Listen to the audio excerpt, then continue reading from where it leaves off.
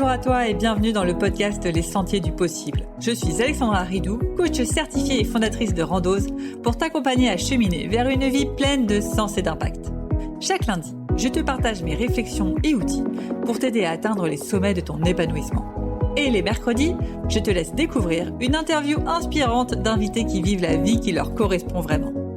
Ah, et j'ai oublié, je t'invite à écouter chaque épisode en marchant. Les neurosciences l'ont démontré, marcher te permet de prendre plus de recul, de développer ta créativité et ainsi prendre les meilleures décisions pour vivre la vie qui te fait vibrer.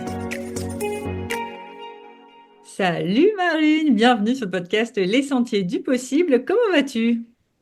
Hello, merci beaucoup Alexandra de me recevoir et je vais très bien malgré la pluie. Ah, t'as de la pluie? Ici, nous à Grenoble, on a un grand soleil. On profite, Ouais. on profite. Et D'ailleurs, t'es pourtant, d'où, Marine? mais je suis au Portugal et je devrais te dire qu'il fait très beau tout le temps. Mais alors là, vraiment, on est dans une phase de tempête et il fait super moche.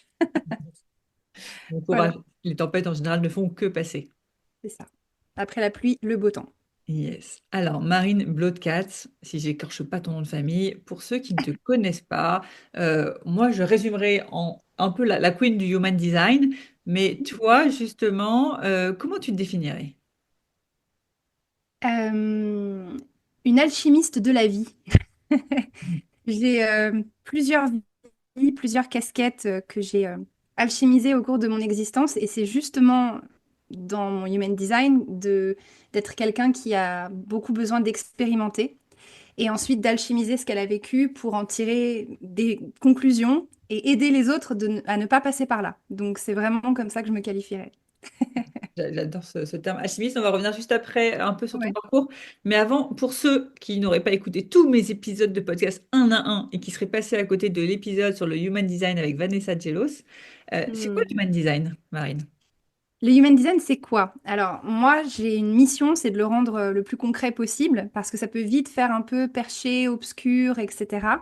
Le human design, c'est un outil qui combine plusieurs approches, donc approche ancestrale, et également les avancées sur la physique quantique, les sciences modernes, la biologie, l'ADN humain.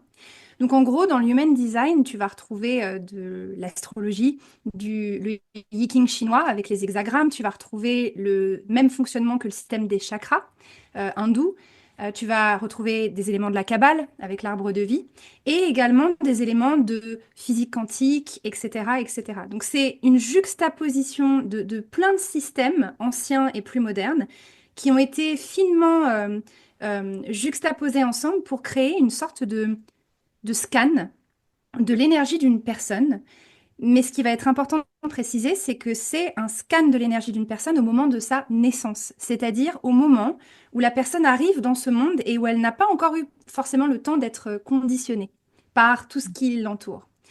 Et cet élément est important parce que concrètement, le Human Design, il répond à des questions très pratiques sur ton mode de fonctionnement naturel. Comment tu es faite, toi, Alexandra, ou quelqu'un d'autre, pour opérer? Par exemple, pourquoi certaines choses vont me fatiguer énormément? Pourquoi d'autres me donnent de l'énergie?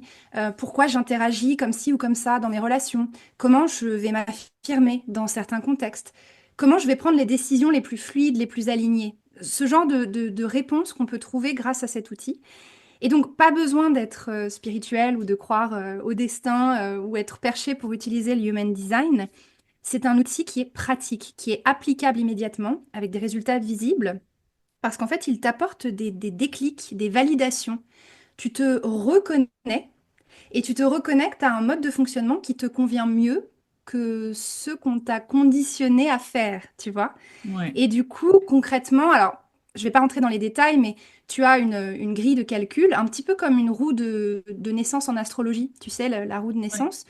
Le mandala qui va nous permettre de calculer tes placements et de montrer comment tu es infusé par l'énergie, eh bien, te donne en fait un scan de ton corps énergétique.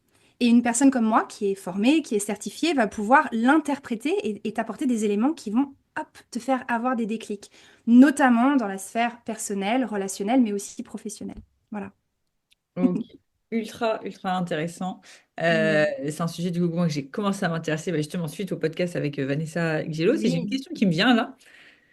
Comment tu fais quand tu te reconnais pas dans ton human design? question piège. Tu vois, C'est moi, pas j'ai une question l'impression piège. de ne pas me reconnaître. Ouais. Alors, je ne connais pas tous les trucs dans le détail. Je suis projecteur, déjà, je peux te dire ça. Ah, ok. Dans le projecteur, je me reconnais pas forcément.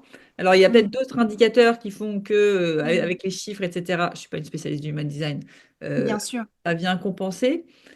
Mais comment tu fais quand quelqu'un s'y reconnaît pas? Est-ce que c'est qu'il a été trop conditionné et que du coup, Mm, c'est tellement inconscient que c'est faut vraiment aller mm, le creuser et tout ça? Ou est-ce que c'est plus un indicateur, j'allais dire, un peu comme, désolé, c'est une insulte, je pense au human design, mais c'est le premier exemple qui me mm. vient, comme Non, non. l'horoscope, où tu Ouais. prends les trucs qui te paraissent cohérents et bah, les trucs qui ne paraissent pas cohérents, c'est comme ça et on fait avec, quoi. Ouais. Alors, c'est une très bonne question qui n'est pas du tout piège. J'aime le scepticisme sain. Tu vois, moi, je suis très sceptique et quand j'ai rencontré cet outil dans ma vie, j'étais hyper sceptique et je me reconnaissais pas du tout dans mon profil également. Pour répondre à ta question, il y a plein de niveaux de réponse. Le premier, c'est, tu mentionnais l'astrologie et l'horoscope, c'est pas une insulte, mais le human design peut aussi devenir très enfermant quand on l'utilise d'une manière où on en fait une vérité. C'est-à-dire, il y a 5 grands archétypes, t'es un des 5, t'es comme ça, tu rentres dans la case et c'est tout. Donc pour moi, c'est vraiment hyper enfermant de le voir comme ça parce que deux projecteurs vont avoir des granularités qui sont complètement différentes et qui vont amener une couleur spécifique, des forces, des potentiels à l'un et à l'autre. Donc il faut faire attention avec le human design aussi à ce qu'on voit sur les réseaux, tu vois, où forcément c'est très raccourci Mm. et où tu vas faire ton petit calcul, tu vas rentrer, avoir ta charte et on va te dire t'es projecteur. Alors le projecteur, ça peut pas travailler plus de 4 heures et puis c'est comme ci et puis c'est comme ça. Pas du tout. Donc attention à ça. Les niveaux de réponse que je te donnerai. Premièrement, on le sait tous, une heure de naissance qui doit être la plus précise pour calculer ta charte en Human Design peut avoir potentiellement plein d'événements autour de ta naissance qui font qu'elle n'est pas exactement précise. Et donc, à quelques minutes près, parfois 5, 10 minutes, tu peux changer de type, tu peux changer de profil. Et ça, bah, du coup, c'est d'essayer de découvrir ton design toujours avec cet œil très ouvert de et c'est ma maxime, prends ce qui résonne, laisse le reste, tu vois? Donc l'heure de naissance, les infos de naissance peuvent jouer. Le deuxième élément, c'est aussi que, encore une fois, quand tu découvres l'archétype général du projecteur, tu peux lire des choses et te dire, c'est pas du tout moi. Normal, parce qu'il existe plusieurs types de projecteurs. Tu as des projecteurs qui sont beaucoup plus dans l'énergétique, d'autres qui sont beaucoup plus dans le mental, etc. Donc déjà là, tu peux avoir un niveau de nuance qui va te dire, ah ouais, ok, ça me parle plus. Et enfin, tu as probablement, alors ça c'est un aspect plus compliqué du human design, mais tu as la dimension de, est-ce que tu connais un petit peu des données de physique quantique ou la quantum, etc. Voilà. Non, pas vraiment. Non, là, je nage. Alors, on va faire Moi, très j'ai fait des simple. études d'ingénieur, tu vois, mais donc le Oui, quantique, voilà, mais moi, ça se limite à E égale MC2 ou des trucs comme ça, tu vois. oui. Non, non, mais alors là, je vais faire très simple. C'est simplement de te dire que on le sait aujourd'hui grâce aux avancées de la science moderne et de la physique quantique, tout est énergie. Une table, un mur, nous. Et en fait, le human design nous remet dans cette dimension de on produit de l'énergie qu'on va envoyer et on en réceptionne, on en catalyse de l'extérieur. Et on a deux parts de nous dans nos designs qui se synergisent et qui créent ce qu'on appelle notre charte quantique, la quantum, qui, toi, selon le logiciel, est projecteur. Mais ces deux parts de soi, c'est exactement ce qui fait que nous sommes humains. Tu as un véhicule, un corps, le corps physique, mais tu as aussi une conscience, une âme, quel que soit le nom que tu veux lui donner. Ces deux éléments-là sont distinguables en human design. Donc tu peux aller à un niveau de lecture du design où tu as la personnalité, le design, qui sont deux parts de toi, et qui peuvent te donner une couleur d'énergie, un type différent. Du coup, il faut prendre tous ces aspects en compte quand une personne ne se reconnaît pas et de dire, quand on juxtapose les deux, ça te donne un projecteur, mais peut-être que ta personnalité, elle est plutôt en réflecteur ou en manifesteur, et ton corps, tu vas le sentir comme un générateur. Donc tu vois, il y a plein de niveaux de lecture. Ouais. Et enfin, il y a l'aspect conditionnement. Et celui-là, c'est celui que je présente en dernier, mais qui est le plus comme le nez au milieu de la figure. très souvent, ça a été mon cas, on découvre son type et on te dit, ouais, tu dois être, t'es générateur, tu dois vivre dans le flow, tu dois tout le temps être dans une forme de, ah, tu rayonnes et tu réponds à la vie. Moi, j'étais à New York dans mon entreprise, j'avais pas le temps de rayonner, de répondre à la vie. J'avais plus l'impression d'être un manifesteur dans la vision, dans la compétence, etc. Bah, j'ai dû en fait déconstruire pourquoi je ne m'autorisais pas à fonctionner comme ça me convenait. Et j'ai mis en lumière plein de conditionnements, et c'est peut-être ton cas aussi, où en fait, bah, tu as des couches et des couches de le projecteur qui est plutôt un leader, un guide, mais qui a une grande sensibilité, donc qui est peut-être moins dans le faire. Bah, si toi, tu as été élevé comme par exemple mon frère, qui est le seul projecteur dans une famille de générateurs, bah, du coup, tu as pris un peu le pli des générateurs et tu te dis, bah, je suis pas, moi, je suis comme ça en fait. Donc c'est du conditionnement et des croyances et voilà. Voilà. Ok. Et justement, comment t'es Ouais. tombée dans le bain? Tu faisais quoi avant de découvrir le Human Design? C'est quoi un peu ton parcours? Alors, mon parcours, rien à voir. Si tu m'avais dit il y a, je sais pas, 4 5 ans que j'allais me retrouver face à toi parler de human design et non pas de business, entreprise, je t'aurais pas cru. Moi, à la base, ça fait 15 ans que j'habitais aux États-Unis. Je suis partie quand j'étais très jeune, j'ai fini mes études là-bas et je suis jamais rentrée de New York, où j'ai fait carrière dans le hospitality business, donc restauration, on dit comme ça, je Ouais. crois. Donc, je travaillais en fait en direction des opérations pour un chef français. Et on ouvrait des unités sur la East Coast, sur la West Coast. Et j'ai travaillé dans ce bain-là pendant 12 ans. Vraiment à monter en grade, à faire carrière, comme on dit, avec tous les conditionnements qui vont avec, à construire un joli château de cartes, bien ficelé, dans une vie qui ne me correspondait pas du tout, avec la ville incroyable où tout le monde veut vivre, mais quand on y vit vraiment, bah, en fait, on vit pas parce qu'on travaille tout le temps. Le boulot incroyable avec le super salaire, mais qui ne me correspondait pas. Le mari, mais qui ne me correspondait pas. Enfin, tu vois, voilà. Vraiment Ouais. le schéma de je me crée une carrière parce que je pense que je dois. Et en fait, j'ai rencontré ce système un soir à une soirée boulot où un homme est venu, qui était là aussi. Il est venu, il me dit, ah, waouh, toi, je suis sûre que tu es générateur. Alors moi, je le regarde, je fais bonsoir, enchanté. En plus, je suis quelqu'un de très faut pas venir, tu vois, enfin, je suis avenante, mais quand je connais pas, bon. Et je lui dis, bah oui, ok, super, qui êtes-vous? Et là, de me dire en quelques mots le profil du générateur, et comme toi, de le regarder et de me dire, ouais, ok, alors pas du tout, merci, bonsoir. Mais j'ai été piquée quand même. Il y a quelque chose qui s'est passé et j'ai compris plus tard pourquoi. Et je suis allée creuser. Et moi, je suis quelqu'un qui a besoin de... Je suis très sceptique aussi, donc j'ai besoin de comprendre. Donc j'ai lu un premier livre, un article, et puis un autre livre, et puis... Et ça, on parle de il y a 8 ans à peu près. Donc en fait, si tu veux, le human design aujourd'hui est en plein boom en Europe, mais Ouais. moi j'ai vécu le boom aux US il y a 10 ans. Ok. Et Parce du que coup, le Human j'arrive Design, avec... c'est vieux de combien de temps? Ça a été créé, tu sais, récemment? Ouais, C'est un truc bien sûr. ancestral? C'est quoi? Alors, 1987, là où le tampon de le non-human design a été posé, donc 37 ans à peine, donc c'est très récent. Ça a été fondé par Robert Alan Krakauer, qui était canadien et qui il a fait plein de choses dans sa vie et il a eu cette... tu vas entendre plein de choses, il a canalisé des choses d'une voix, etc. Mon interprétation, c'est qu'il a vraiment eu cette intelligence de mettre plein de systèmes en commun et d'en faire une grille de calcul, une grille de lecture hyper puissante de l'énergétique d'une personne. Donc c'est assez récent. Et du coup, j'ai découvert toutes ces ressources-là en 2015-14. Il n'y avait rien. Il n'y avait pas de réseaux sociaux qui t'en mettaient plein partout du contenu.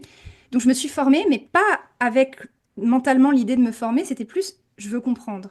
Donc je prends un premier cours, un deuxième cours, et puis je fais l'assertif, et puis je fais la deuxième partie de l'assertif.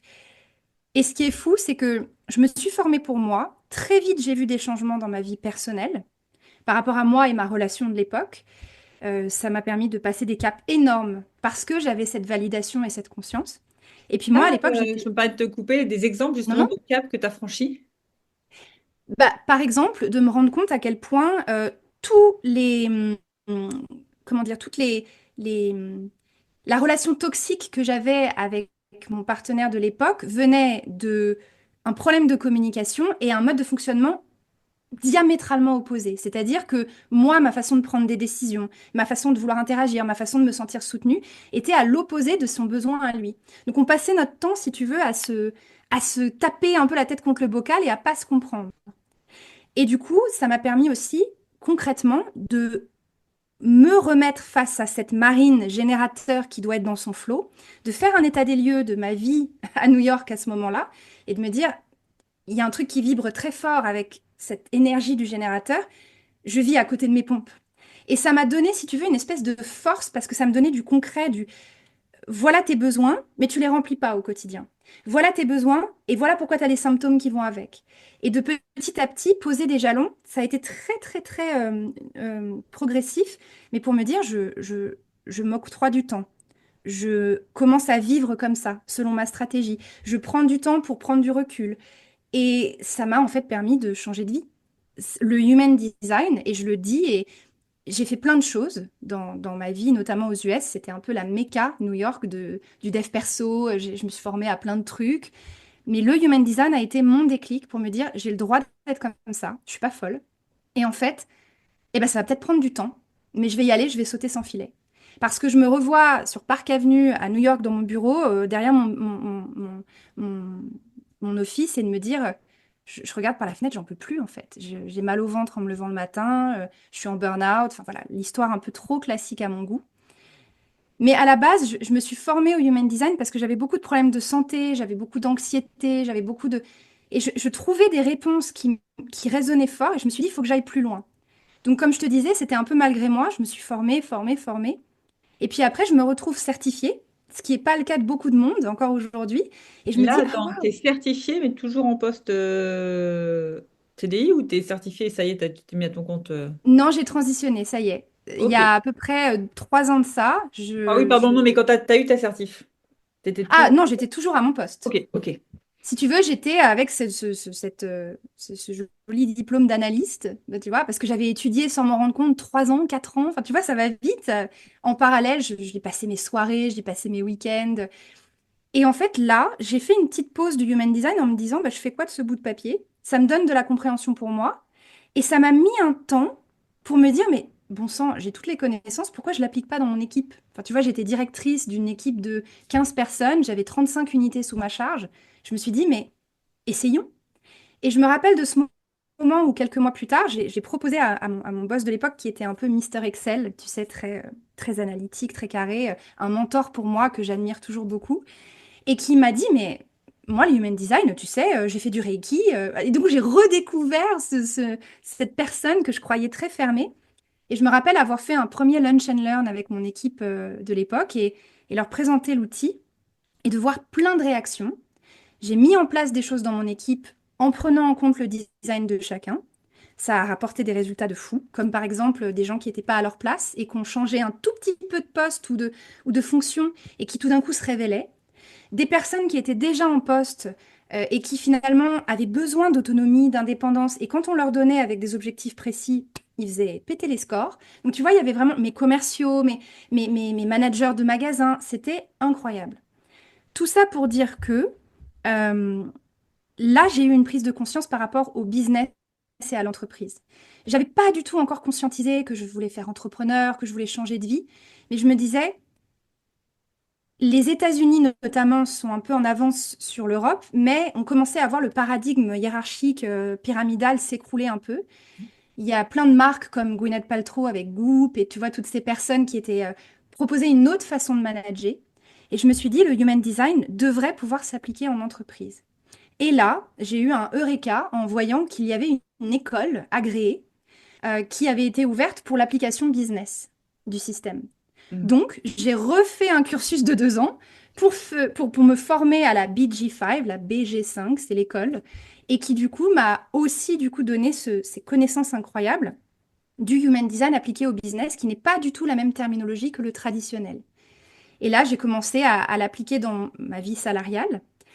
Et comme ma vie personnelle bougeait, eh bien, au fil des mois, des années, avec le Covid qui m'a aussi donné un gros coup de pied aux fesses, puisque tout ferme, tout s'arrête, j'ai passé le cap de rentrer un moment en France, de me rendre compte que j'avais vécu 12 ans en sous-marin de ma propre vie, parce que je ne faisais que travailler, et de remettre en fait tout en perspective. Et puis voilà, entre un Covid, un divorce, un changement d'entreprise plus loin, je me suis lancée dans l'entrepreneuriat complètement à vue, tu vois, parce que j'avais pas du tout d'expérience.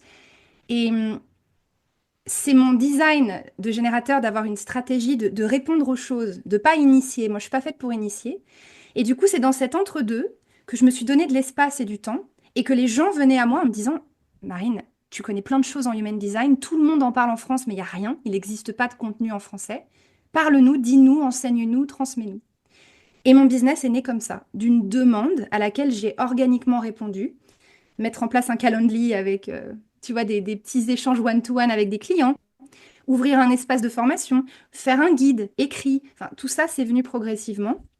Et aujourd'hui, j'ai cofondé mon Human Design avec mon partenaire, qui est projecteur aussi, et qui, lui, est vraiment en soutien sur toute la partie... c'est le CEO de la boîte, quoi. Heureusement que je l'ai. Et du coup, on est ensemble en train de co-créer ce projet qui prend de l'ampleur, un peu malgré nous, tu vois. C'est, ça évolue organiquement et avec beaucoup de passion. Donc, inattendu, mais me voilà 12 ans, 15 ans plus tard. Et donc, on a décidé de s'installer au Portugal par choix personnel. Voilà. Ok. Et avant, tu étais rentrée en France, ou t'étais aux États-Unis et t'es allée au Portugal? Je suis toujours entre les États-Unis et le Le Portugal. Portugal. J'ai déménagé de New York pour aller à Los Angeles. J'ai emménagé à Los Angeles. Et au moment où j'emménage à Los Angeles, je commence un projet entrepreneurial en France. Va comprendre, mais c'est la vie. Du coup, j'ai toujours mon appartement à LA que j'adore retrouver de temps en temps et on vit un peu entre les deux. Mais on est basé maintenant vraiment par choix dans une maison au Portugal. Ah, trop bien. Ouais. Et aujourd'hui, tu accompagnes les entreprises à mettre le Human Design dans leur organisation? Ou non, tu es vraiment sur du B2C, B2B, autant Hmm. quoi. C'est une super question. Et je suis en train de me rendre compte que mon expertise et toutes mes connaissances des États-Unis, c'est dans la sphère business, managériale et notamment avec le Human Design, parce que j'ai vraiment eu l'occasion de l'utiliser en consulting et en tant que salarié. Mais que c'est comme si voulant changer de vie, j'avais un peu fait abstraction de cette sphère de ma vie et qu'en réponse aux gens, je m'occupais plutôt de particuliers depuis que j'ai lancé mon business. Et là, depuis très récemment, j'ai plein de demandes d'entreprises, de conférences, de formations. J'ai plein de sollicitations sur la partie business parce que j'ai commencé à communiquer sur ma vision du changement de paradigme en entreprise. Et du coup, là, actuellement, je suis plutôt sur du B2B et tu vois, non, du B2C, pardon, sur des particuliers. Mais en fait, je me rends compte que mon expertise, elle est dans le business. Et donc, petit à petit, je pense que je vais aller retisser des liens avec cette vie d'avant par ce biais-là. Voilà. J'avais peut-être Parce besoin que de couper un peu. enfin, quand tu m'as dit ton parcours, je me suis dit waouh, mais c'est vrai que en France, je reprends ma vie de salarié, on gagnerait tellement à avoir un peu de plus de spiritualité, on va dire, dans nos pratiques Ouais. et peut-être plus de connaissance de soi. Et je vous demandais justement comment c'était accueilli en France aujourd'hui. Mm. Ça me paraît être un truc encore compliqué. Mm. Mais du coup, toi, tu dis que tu as quand même des entreprises qui viennent te voir ouvertes d'esprit et intéressées. C'est très récent. Et je pense que c'est très récent parce qu'aussi le Human Design a boomé là, ces 2, 3 dernières années en France, en Europe. Et que du coup, bah, forcément, beaucoup de personnes en parlent et ça commence à s'ouvrir. C'est pas encore complètement gagné. Moi, je viens de la méca de l'évolution du paradigme New York, LA, etc., où on a des concepts différents. Aujourd'hui, aux États-Unis, tu peux avoir des ressources humaines qui sont formées en Human Design et qui embauchent en te demandant ton Human Design. Ah On ouais? est loin, ouais, ouais, ouais. On est très, très loin de ça en France, soyons clairs. Et tu parlais de spiritualité. Effectivement, c'est un domaine plus spirituel, le Human Design, mais j'ai presque envie de dire, pour le ramener au concret, énergétique. Et tu vois, moi, dans mon entreprise aux États-Unis, j'ai beaucoup utilisé le système DISC ou les couleurs, StrengthsFinder et toutes ces typisations aussi de potentiel qui étaient super. Mais ces systèmes s'appuient sur la psychologie. Tu réponds à des questions et en fonction de ton état du moment, tu vas dire oui, A, B, C. Le Human Design, c'est toi, c'est ton essence, c'est ton énergie. Et donc, ça va être une portée encore plus impactante parce que le message du Human Design, c'est de dire on sort du collectif un moment, on revient à l'individu qu'on met au cœur pour servir le tout. Et tous ces archétypes dont on parle, projecteurs, générateurs, etc., les 5 grands types énergétiques, ont chacun une fonction. Je mets des guillemets parce que je pense qu'il ne faut pas s'enfermer fermé non plus. Mais on a tous un rôle à jouer avec notre couleur. Et on voit qu'on est dans une société qui est un peu dégénérative parce qu'on s'adapte tous, et on se conditionne tous. Mais si on revient à l'individu se sent compris. L'individu se sent vu, se sent respecté dans ses besoins. Et moi, c'est ça la portée que j'ai eue aux US, c'est quand j'ai pris mon équipe et que j'ai regardé leur énergie et que je leur ai fait une présentation en disant, OK, est-ce que ça te parle si je te dis que toi, tu as vraiment ce potentiel-là, c'est quelque chose qui te fait vibrer, voilà comment tu opères, on va communiquer avec toi différemment. Tu n'as plus besoin de venir à tous les meetings, tu n'as plus besoin d'être dans le canal Slack tous les jours parce que pour toi, c'est trop en fait. Par contre, on va mettre en place un check-up mensuel avec des objectifs, etc. La personne, je te jure, elle avait ce truc un peu émotionnel de dire, mais merci de me comprendre. Enfin, tu vois, c'était un peu, Mm. j'ai le droit, vraiment, tu vas l'adapter comme ça.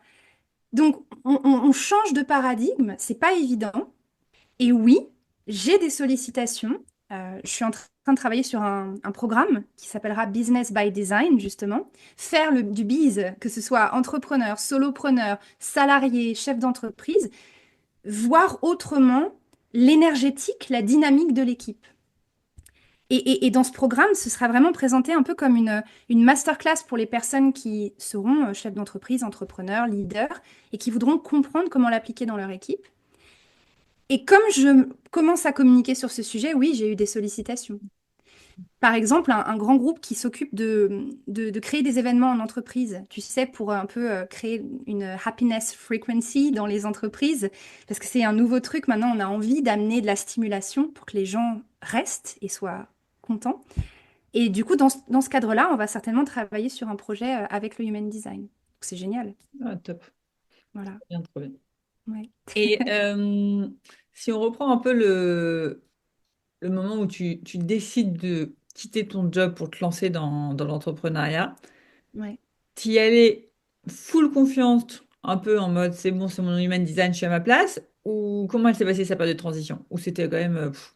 Non, Toi, c'était tu quand avais même quand même, on va dire, coché toutes les cases, et souvent c'est dur de quitter ce qu'on appelle la fameuse prison dorée. complètement. Ce qui s'est passé, c'est que, pour être très honnête, j'ai pas vraiment choisi. J'aurais aimé avoir le courage de choisir, mais j'ai pas choisi de partir. Le Covid l'a fait pour moi. Le choix s'est fait plus tard, c'est-à-dire que moi, je suis restée parmi les tout derniers dans mon entreprise à être payée parce que aux États-Unis, c'est pas comme en France, hein. Quand le salaire s'arrête, il n'y a pas d'aide, il n'y a pas de. Et j'ai eu cette chance, mais j'étais déjà depuis plusieurs mois dans un ras-le-bol et avoir envie de partir et plus en pouvoir et me dire qu'il fallait que je passe ce cap, mais j'ai pas osé. Donc, quand le Covid est arrivé, tout d'un coup, Marine, avec ses deux téléphones, son équipe et son emploi du temps 6 jours sur 7, il n'y a plus rien. Il n'y a plus d'appels, il n'y a plus de besoins, il n'y a plus de restaurants qui tournent. Et là, j'ai pu, du coup, prendre du temps en France parce que j'ai eu le droit de partir grâce à ma green card et de retrouver ma famille, de retrouver la nature, de retrouver la montagne. Je me suis dit, mais on va prendre de la hauteur. Et quand tout a réouvert quelques mois plus tard, qu'on m'a proposé un job en disant, bah, tu étais là depuis 10 ans dans cette boîte, le rachat s'est fait de mon ancienne boîte, rejoins-nous. C'est là où ça a été dur et où j'ai dit, oui, bien sûr, je vais dire oui, c'est le job parfait. Enfin, je veux dire, je travaille depuis 10 ans pour ça.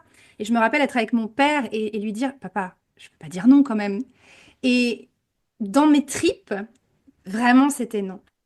Et ça m'a mis plusieurs jours, mais tu sais, de stress. Ça, c'est du conditionnement, de ne pas dormir, de me dire, mais t'es folle, mais tu peux pas dire non, tu vas retourner à New York, c'est ta vie, c'est tout. Et de sentir que ma vie, en fait, elle avait envie d'être là, d'être en France, en Europe, et de calmer le jeu, quoi. Et j'ai dit non. Et ça a fait un énorme shift, puisqu'en disant non, je suis retournée m'installer à LA. Mais de LA, j'ai rencontré des partenaires avec qui on a lancé un premier projet entrepreneurial. Donc, je n'étais pas toute seule. Et dans ce projet à trois, qui, bon, pour moi, c'est pas très bien passé, mais c'était une super expérience. J'ai beaucoup appris. C'est dans ce projet-là que je suis devenue entrepreneur et où j'ai appris beaucoup de choses. Mais plus je m'investissais dans ce projet-là, plus je me rendais compte que tout ce que j'avais envie de faire et tout ce qu'on me demandait, c'était du human design. Donc ça s'est fait ensuite organiquement. Mais non, c'était très progressif parce que le human design que j'aime moi, oui, j'avais ma feuille de route grâce à ça, mais il y avait tellement de conditionnements, notamment chez moi, autour de l'argent, de la notion de réussite, de la notion de statut. Et la culture américaine est très différente de la culture française. Moi, je suis plus américaine que française aujourd'hui. Et en fait, je n'arrivais pas à concilier tout ça. Il a fallu faire beaucoup, beaucoup, beaucoup de déconditionnement avant de me dire, OK, j'y vais, je suis sereine. Et même encore aujourd'hui, parfois, je me lève, je me dis, mais qu'est-ce que tu as fait? Tu vois? Mais c'est OK. Voilà. Tu aurais des Mm. tips à partager justement pour ceux qui sont comme le toi d'avant et tous ces conditionnements autour de l'argent, le salaire fixe, Mm. finalement, pas la réussite de qui tu, comment dire les choses.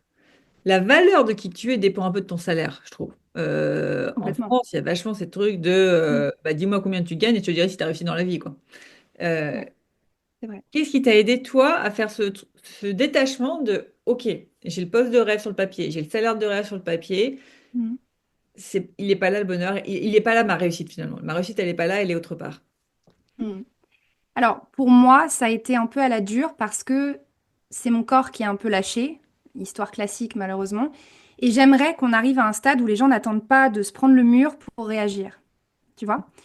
Le conseil que je pourrais donner, c'est en fait, même si on est très conditionné comme je l'étais et qu'on se met toute seule un peu des plafonds de verre à atteindre, euh, c'est quand on se lève le matin, la première chose qu'on ressent quand on ouvre les yeux et quand on va dans la salle de bain se préparer, si on est dans une lourdeur, dans une stagnation, dans une angoisse, si le dimanche soir on en pleure parce qu'on n'a pas envie de retourner au boulot, on n'a qu'une vie et il est temps d'agir. Et donc le conseil que je donnerais, c'est, moi je suis pas du tout de l'école qui dit que le human design, comme c'est mon outil, va tout régler. Par exemple, je suis convaincue que si tu découvres demain ton human design, mais que tu es comme moi à l'époque, très conditionné et un peu coincé, parce que concrètement, même si je voulais changer, je fais comment financièrement, j'habite ici, enfin, j'ai des responsabilités.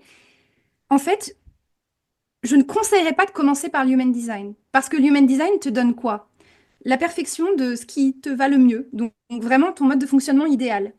Du coup, tu vas te dire, waouh, j'ai tout ce potentiel, c'est génial. Ouais, mais je fais comment pour l'appliquer?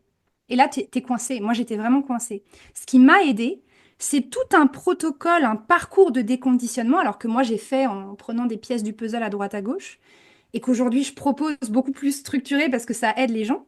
Et c'est d'aller travailler tout simplement toutes ces thématiques, de dire comment est-ce que j'ai été programmée par rapport à la notion d'argent, par rapport à la notion de relation, de couple, par rapport à la notion de travail. Comment est-ce que j'ai été élevée? Donc, aller revoir un peu tout ce qui s'est passé dans l'enfance, l'enfant intérieur, etc.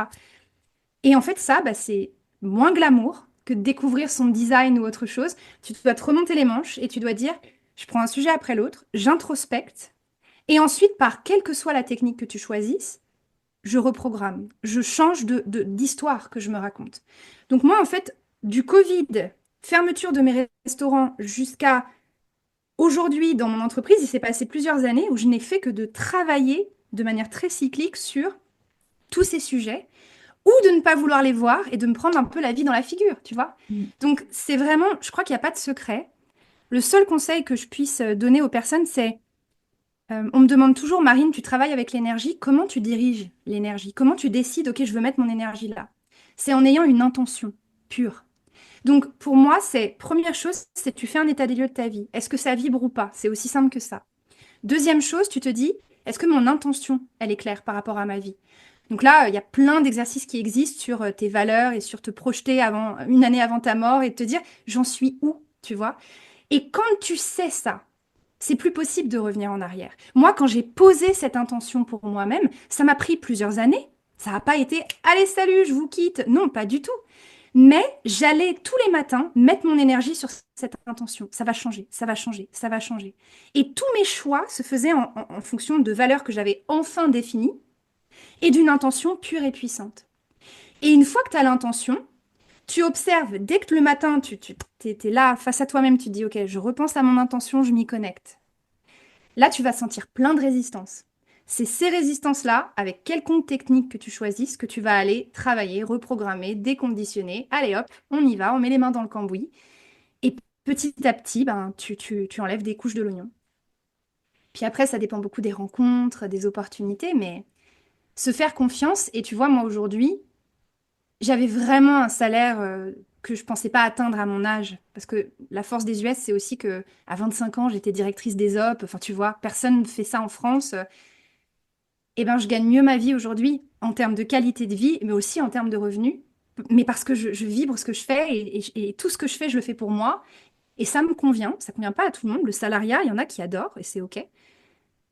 Mais du coup, c'est aussi une question de confiance et de déconditionner le il faut que ça se passe comme ça. Je vais suivre le chemin de mon père, je vais faire pareil. Tu vois, c'est. Ouais. Voilà. Je Et pense que ça te justement, tu parle. parlais, tu parlais d'outils. C'est quoi, toi, Mhm. je sais pas si tu as un outil préféré justement pour te déconditionner? Genre là, tu te rends compte que tu as une résistance. Qu'est-ce que tu vas faire? C'est de la dépolarisation, c'est des questions d'auto-coaching, qu'est-ce que c'est de la Mhm. méditation? Quelles sont un peu tes pratiques? Alors, pour le coup, moi, très longtemps, toutes les pratiques qu'on conseillait du type méditation, breathwork, ça n'a pas du tout marché parce que justement, j'étais tellement dans un état d'anxiété que ça envenimait les choses. Et j'ai mis du temps hein, à me dire c'est ma faute, j'y arrive pas, je sais pas méditer, je sais pas respirer. Non, c'est juste que c'est pas le bon outil pour toi. Et ta question, elle me parle beaucoup parce que, en fait, pendant longtemps, j'ai fait plein de petites choses. J'ai d'abord commencé par un parcours avec une psy. Enfin, tu vois, ça m'a énormément aidé. Mais c'était très mental. Et comme je suis déjà très mentale, voilà. Ensuite, je suis partie plus vers énergétique, breathwork, méditation, rituel quotidien, mouvement. Bien sûr que ça aide. Mais le problème, en fait, il était juste sous mon nez. Et j'ai mis des années à le voir. C'était mon système nerveux. Donc moi, par où je commence? Avec moi-même et donc maintenant avec toutes les personnes que j'accompagne, puisque je me suis formée au système nerveux depuis, c'est ton système nerveux est dérégulé, régule ton système nerveux avant de faire rentrer quoi que ce soit d'autre. Donc j'ai fait un énorme travail sur anxiété avec notamment des techniques d'auto-hypnose, d'hypnose avec des thérapeutes. J'ai fait un énorme travail d'introspection écrite, tout simplement, de vraiment sortir les choses, écrire.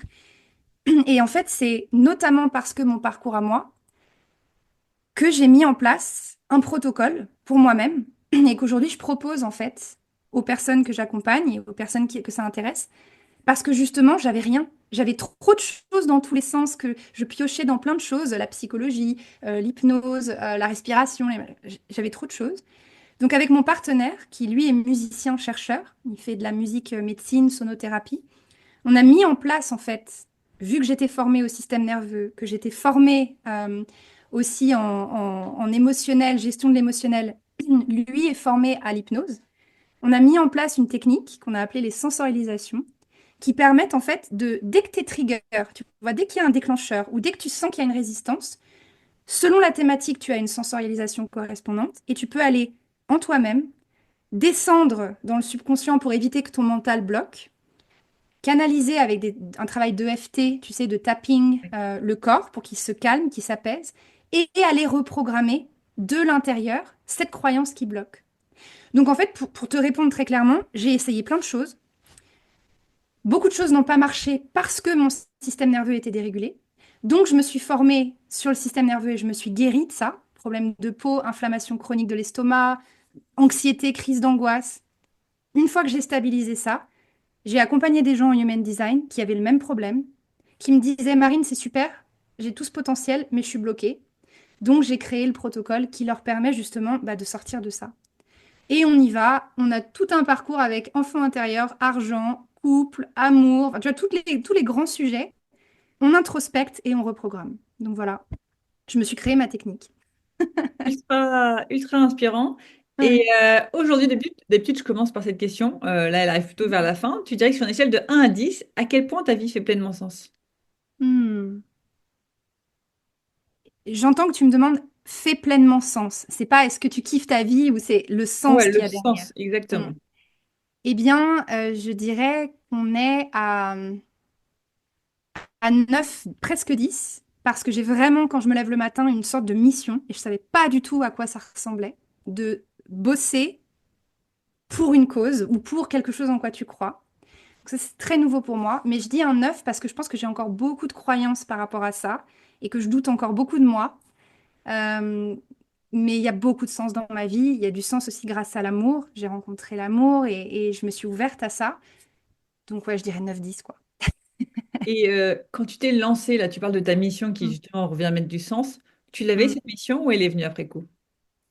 Alors, je l'avais plus ou moins, mais j'avais pas capté que ce serait au travers de l'outil du Human Design. Mm. Et justement, cette mission, elle est venue grâce à un travail que j'ai fait avec aussi des environnements comme tu connais, hein, de mastermind, etc., où on te fait travailler sur un truc essentiel, c'est intention et valeur. En fait, Ouais. c'est quoi tes valeurs? Tu te lèves pourquoi le matin? Qu'est-ce qui est important pour ta vie? Et pour quelqu'un comme moi, bah, en fait, je m'étais jamais posé la question. Parce que moi, je m'adaptais, parce que je suivais, parce que j'avais beaucoup de travail, j'avais pas le temps pour ça, tu sais. Et je jugeais un peu les gens qui, est-ce que vous avez que ça à faire de votre vie? Moi, il faut que je bosse, tu vois. Sauf que, ben, en fait, c'est essentiel. Et une fois que j'ai posé mes 5 valeurs phares et que j'avais une intention, c'est comme si, clac, clac, clac, tout s'est aligné dans ma vie en termes de rencontres, d'opportunités, sur le plan personnel, amour et sur le plan pro. Et ma mission s'est définie au fil justement de mon évolution dans notre entreprise parce que je pense que le human design aujourd'hui, c'est un outil qui est fortement utilisé aussi pour vendre, pour faire du marketing, qui est très prisé parce qu'en plein boom. Et moi, j'ai un peu cette mission que bah, ça fait plus de 8 ans que je le mature. Et je pense que j'arrive sur la scène du Human Design en Europe avec une vraie maturité sur ce sujet. Et c'est difficile à dire parce que je veux pas avoir l'air d'avoir de l'ego ou c'est pas du tout ça. C'est un fait. Je me suis formée, j'ai beaucoup expérimenté. Et du coup, cette mission, elle s'est définie d'entendre plein de conneries sur, sur le Human Design un peu partout et de me dire, OK, tu es aussi là pour remettre du sens, mais aussi dire aux gens, le Human Design, c'est pas une vérité. Tout va bien, on va se calmer. Donc, de le rendre appliqué, simple et ouvert à tous, mais aussi de dire, le Human Design, ça n'est qu'un outil. Donc, c'est vraiment ma mission de, c'est toi qui as la réponse à l'intérieur. C'est pas le Human Design qui va te la donner. Mm. Donc, voilà, ça s'est dessiné petit à petit.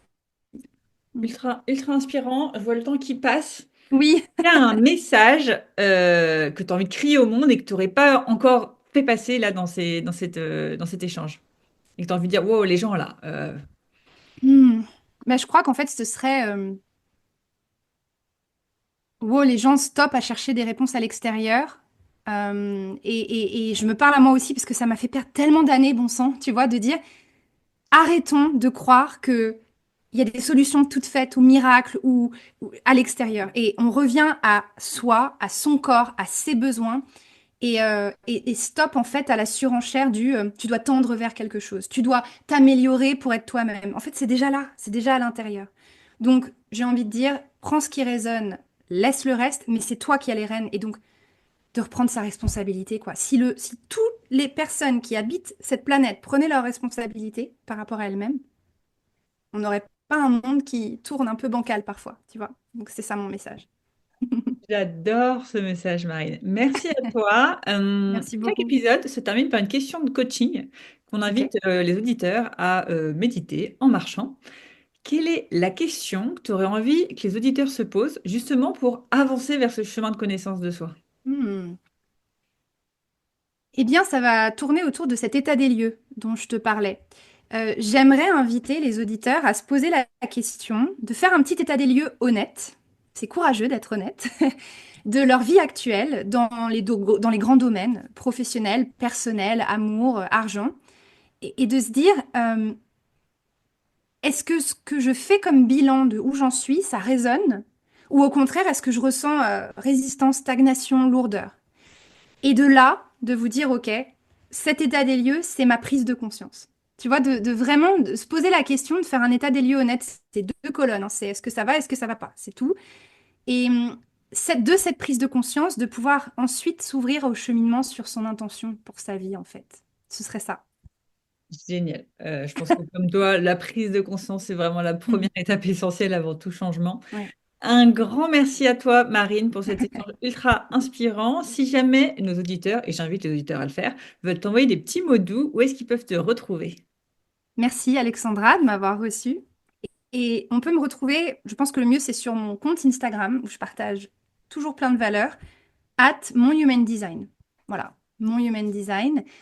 Et ceux qui seraient intéressés par l'outil et qui voudraient, comme toi, découvrir leur type, peuvent aller sur mon site, monhumandesign.fr, où j'ai créé un générateur de chartes gratuit qui vous permet vraiment d'avoir toutes les infos clés sur votre design sans avoir besoin d'acheter des choses ou de lire des livres.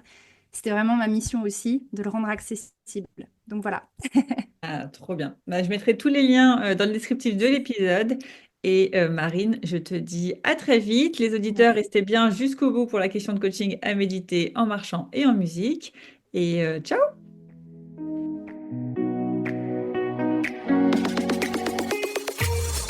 Avant de te plonger dans la question de coaching du jour, pense à rejoindre la plateforme d'exercice en ligne du podcast pour y retrouver les notes d'épisode, les questions de coaching et l'action à réaliser pour cheminer pas à pas vers une vie pleine de sens et d'impact. Le lien est en description de l'épisode. Et bien évidemment, si tu as aimé cet épisode et le concept du podcast, tu peux me le faire savoir en me laissant une belle note ou un joli commentaire sur la plateforme de ton choix. Tu peux aussi partager le podcast à une personne qui peut en avoir besoin. Et c'est parti pour tes 2 minutes de coaching et on se retrouve très vite dans le prochain épisode. Bye bye! Et c'est parti pour ta question de coaching à méditer en marchant et en musique. Et aujourd'hui, c'est Marine qui te pose cette question. Si tu fais un point honnête sur l'état des lieux de ta vie, que ressens-tu ?